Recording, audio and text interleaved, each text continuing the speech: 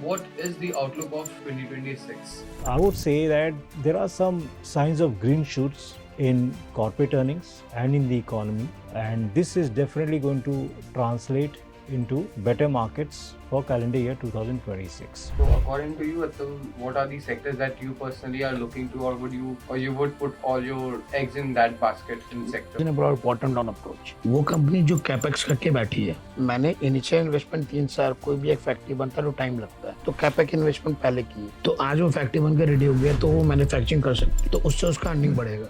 The number of vehicles sold on a month-on-month basis has definitely gone up. Do you see any growth there? That we are not experts. What about the precious metal sectors?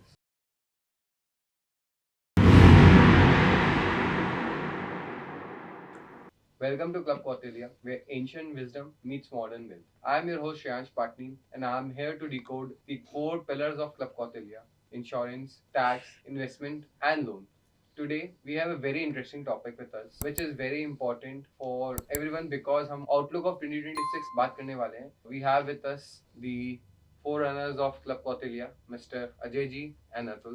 We are going to talk on where we should look at investing in 2026, what's the overall outlook of 2026, and any precautions if we should take. So अभी new year start होगा, 2026 start होगा, and ये जब podcast आएगा 2026 में ही होंगे हम लोग. So what is the outlook of 2026? So Shreyans, again, to repeat my perspectives on markets, whenever we look at the returns for the future, we have to delve into the past as to how we have performed, right? So 2025 calendar year has definitely not been very rosy for the Indian markets because we have largely underperformed the entire global market, most of the global markets.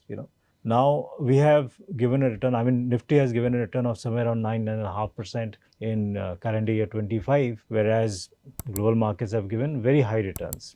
Now, what is the outlook for 2026? So, I would say that there are some signs of green shoots in corporate earnings and in the economy, and this is definitely going to translate into better markets for calendar year 2026. And the reasons as to why we are seeing this positive developments or rather green shoots is because of the multiple measures taken by the government of India as well as the RBI. We all know that our GST has been rationalized on the lower side, which will boost consumption, investments, and RBI has cut rates.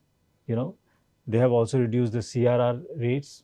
So these will definitely boost consumption, boost investment, and the most important thing is corporate earnings, right? And we have seen signs of the corporate earnings improving in the last 2 quarters. So in these June ending quarter, we were somewhere stable because the declining trend was arrested. And the September ending quarter, we saw some growth coming back. And for the entire year of calendar year 2026, we expect corporate earnings or rather Nifty constituents on an aggregate basis to earn somewhere around 12 to 15%. So that kind of growth is going to come in EPS, which will definitely be better than what was in the past. And going forward, also we expect the earnings to improve. And we all know that markets is basically slaves of earnings. So if the earnings come back, then definitely we are going to see better markets. And the volatility that we have seen in the current year, in 2025, in currencies, in precious metals, and to some extent in the policies also, because still our trade deal is not done with the US, which is very likely that we will sign the trade deal somewhere in January or maybe late January. We are going to sign this, or even if we are delayed, but the trade deal is definitely going to come. That's it. It's not that it's going to overhang for the entire of 2026. So culminating all these factors, we can safely say that we'll be better placed in 2026 in terms of our market performance than what we have seen in this current year. So that is something that we expect.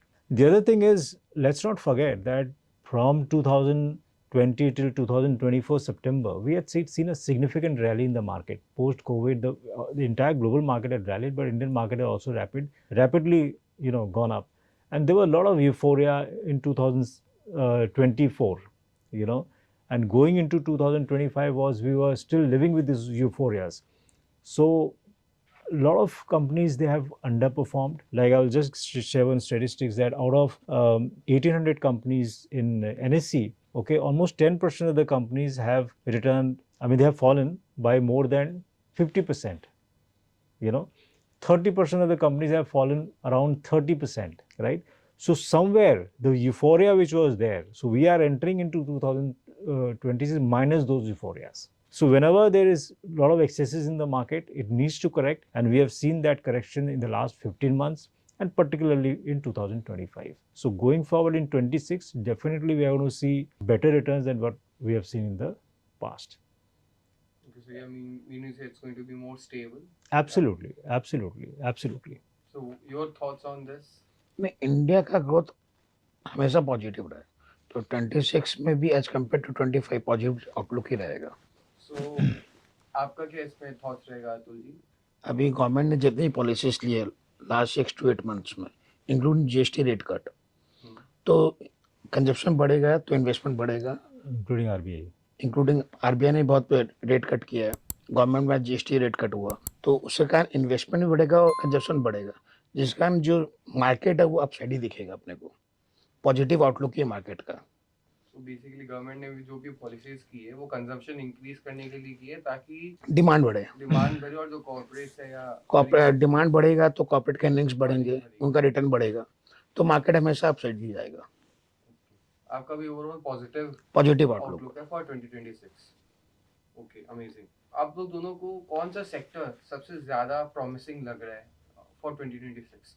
Shreyans, if you go by sector wise, okay, then we had seen a significant return in the manufacturing sector between 2020-21 to 2024, right? So there was a lot of excesses there, and over the last 15 months, what we have seen is that those excesses have corrected quite a lot in terms of valuations, in terms of the corporate earnings as well. Obviously, the corporate earnings were started declining, and which is why the valuations. But the fact is that there is a tailwind in this sector, right? Because of the number of measures that has been taken by the government, by the RBI, consumption is definitely going to get boosted, So you see more automobiles getting sold, right? So whenever the automobile sector is... Sorry for cutting you off. So this GST effect and every effect has been here since some time. So did we see the same? Did we see the benefit in? Yes, we did see, because we did see, because we have seen the number of vehicles sold on a month-on-month basis has definitely gone up, after right? The rate Absolutely. And the other thing which is going to come is the 8th pay commission, which will also be increasing disposable income among investors, among government employees particularly. So 8th pay commission is? So 8th pay commission is when the government revises the salaries of the central government staff. Okay. So how is that going to affect? So obviously the disposable income with the consumers, they go up. The employed class who are working in the government sector, there goes up, central government basically. So their disposable income goes up, so demand goes up. So that's one way to see it. उनके हाथ में खर्चा करने का पैसा ज्यादा रहेगा तो डिमांड ज्यादा हो गया. So investments and saving, investments as well as consumption, both will go up in fact. And we have seen that in the past when it happened in the 7th, in the 6th. So this has boosted the consumption as well as the investment of the investors. So that's one. And second is, so we have seen in the year 2025, Indian markets have not returned as other global markets have because of the number of moving parts which were there in the markets. And the most important factor was moving parts in the sense the factors which affect markets, So valuation was one. Valuation was very high. We were when we entered 2025, if I remember correctly, we were around 24, 25 multiples. Today we are somewhere around 21 multiples. So valuations have corrected almost 20%.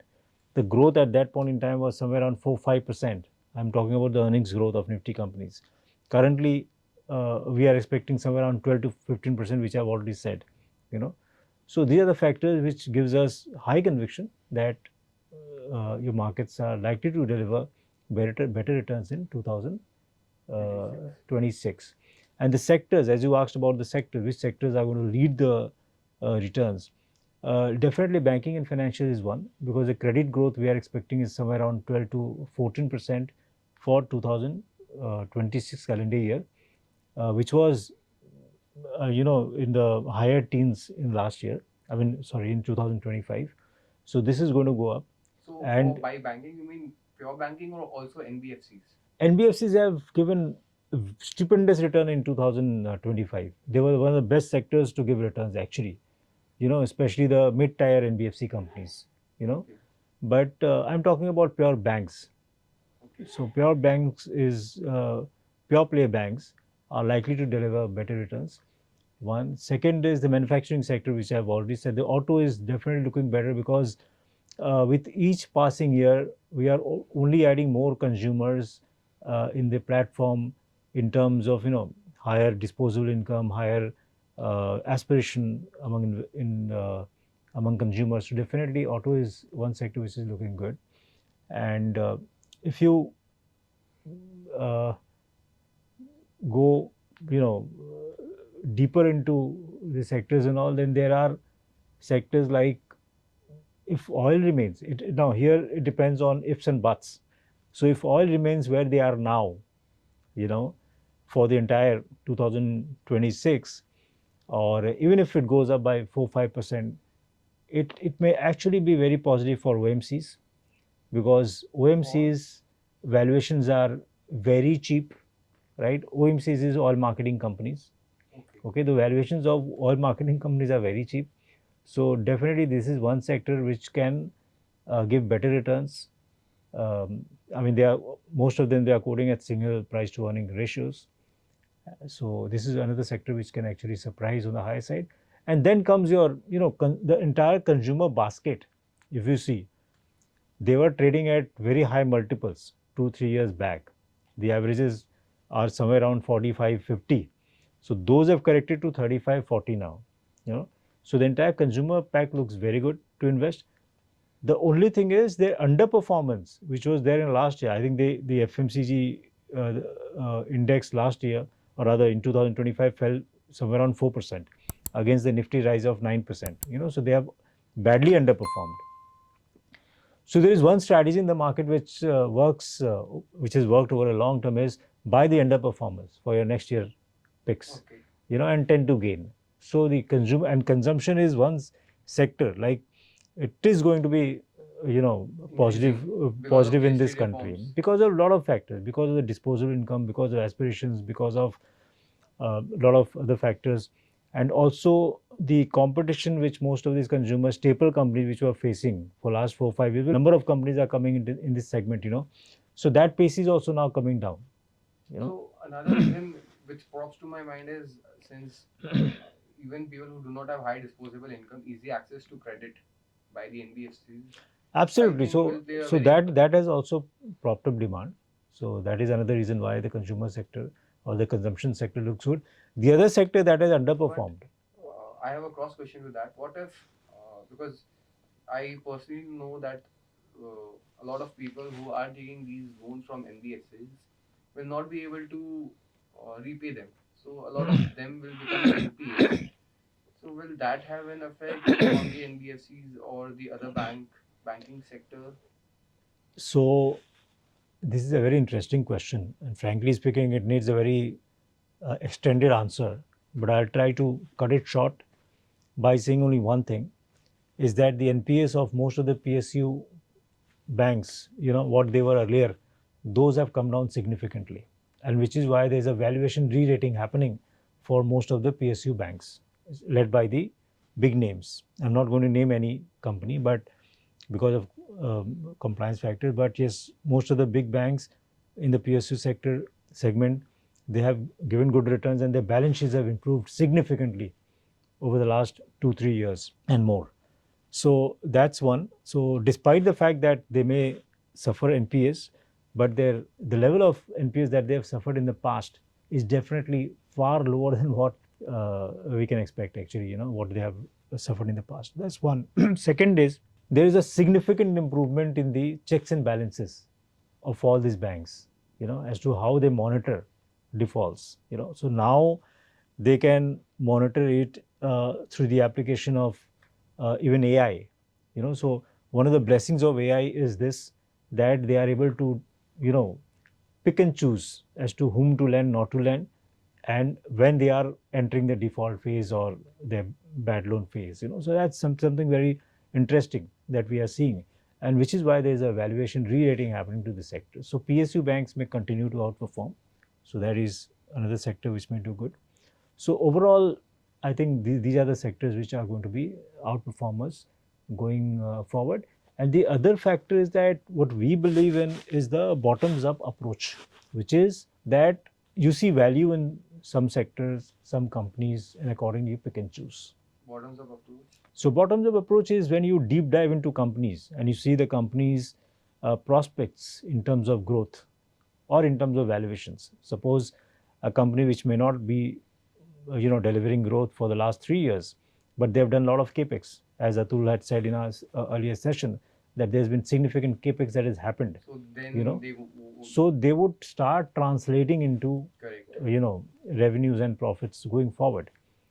So that is what bottoms up approach is. So according to you, Atul, what are the sectors that you personally are looking to, or you would put all your eggs in that basket in sector? जैसे अजीज जी ने बोला, automobile sector हो गया, कंजस्टमेंट sector हो गया, manufacturing sector, PSUs, ये बहुत अच्छा आउटलुक है। और जैसे अजीज जी ने बोला बॉटम डाउन अप्रोच, वो कंपनी जो कैपेक्स करके बैठी है, मैंने इनिशियल इन्वेस्टमेंट 3 साल, कोई भी एक फैक्ट्री बनता है तो टाइम लगता है, तो कैपेक्स इन्वेस्टमेंट पहले की है, तो आज वो फैक्ट्री बनकर रेडी हो गया तो वो मैन्युफैक्चरिंग कर सकती है, तो उससे उसका अर्निंग बढ़ेगा, तो वो सब भी देखना पड़ेगा आपको।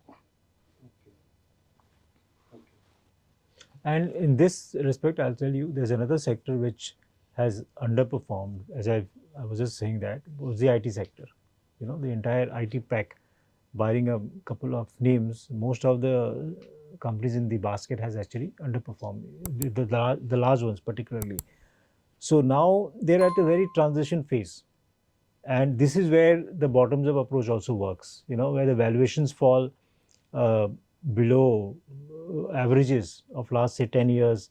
And when the companies within the sector, they are in a transition phase because they are not adopted AI, over the years, but now they are at a pace which they want to do it in next, say, 2-3 years. So this may actually start to see positive vibes or positive developments or positive movements in the IT sector as well, the large names. So overall, from what I can hear, is majorly all these sectors are going to see a little better performance than what we have seen in 2025 because government has taken better measures. Correct. It has tried to increase consumption by lowering the GST. It has Correct. tried to increase the disposable income of its employees and even reduce the taxes so that the normal people can spend more and has increased consumption. Because RBI rate cut हुआ तो loan सस्ता मिलेगा, तो वैसे consumption बढ़ेगा, loan कम मिलेगा तो investment ज़्यादा होगा, कंपनी ज़्यादा लोन लेके ज़्यादा ग्रोथ कर सकती है, तो इसे भी फैक्टर है जो बेटर आउटलुक देखता है। Okay. And one last question is, what about the precious metal sectors? Do you see any growth there, or will it be staying stagnant for 2026? Let me admit that we are not experts in commodities or precious metals, but we can throw some light as to why they have gone up, and whether they will continue to go up, So among the precious metals, gold, as we know, there is demand from central banks globally. So all the central bankers they are buying because somewhere people fear the dollar now. The trust in the dollar has fallen a bit. So which is why they are buying for their reserves. They are buying gold because of the policies that the US government has taken in terms of tariff. Okay. Now this is something which is which is a significant departure from the earlier policies, where they are emphasizing on tariff as a source of revenue for the government. So which is why countries are buying gold as reserves. That's number one. Number two, the consumption of these precious metals are also going up in countries like India. Although that may not be a major factor for the rise, but this is one of the factors. That goes for gold. For silver, it's a commodity which is used as a partly as a replacement for rare earth, in some industrial applications, so which is why the prices of silver is going up, right? And silver again, it is used as a, in most auspicious occasions in countries like India and some countries, so the demand is there, physical demand is there. And exchange traded funds have also gone up significantly now, than in the past.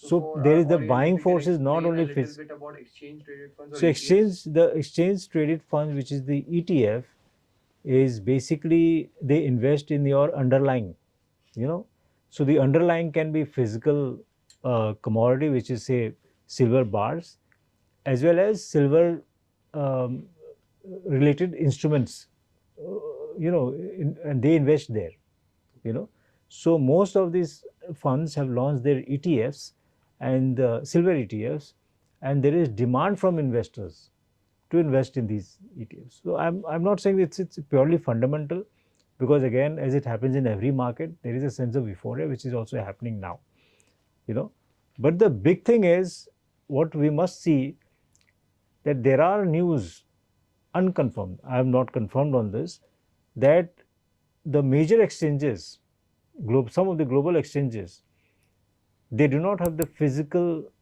quantity in their warehouses, right? And they are short on silver. So they'll have, the moment they have to deliver silver, they'll have to buy from the market and do it. So which is also propelling the value of the precious metal. Oh, that is very risky. Yeah, absolutely. And this has happened in the past. It has happened, like I have seen it happening in copper in 2000 to 2003, when China was heavily short. And so they had to buy from the market. So copper had gone up from $17-20 uh, to somewhere around 8 to 9,000 in a matter of 2 years. So this was it. Okay, so I think we can wrap up. So all in all, as Ajay said, positive outlook on 2026, because consumption is going to increase, because the government has delivered on its GST promise and has tried to increase their disposable income. So sectors which Ajay has focused are manufacturing, automobile, consumption sectors like FMCG, and even PSU bankings and IT sectors. So overall, there's a very positive outlook on 2026, and I hope uh, it is like that. So thank you for watching. Please like, subscribe, and comment, and let us know how you like the podcast. And if you have any follow-up questions to the markets, we will happily address it. Till the time, see you in the next one. Thank you.